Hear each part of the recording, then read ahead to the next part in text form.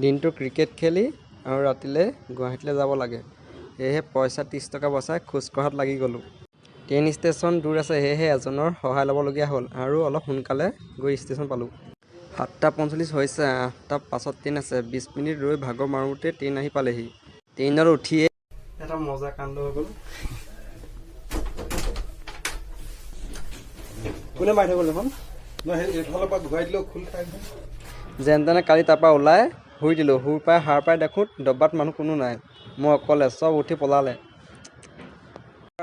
ট্ৰেইনৰ পৰা নামিয়ে ভোক লগা আৰম্ভ হৈ গ'ল। কালি কাৰণ ভোক গুচাই একোৱে নাখালোঁ, সেয়ে পুৰিকে খাই ল'লোঁ।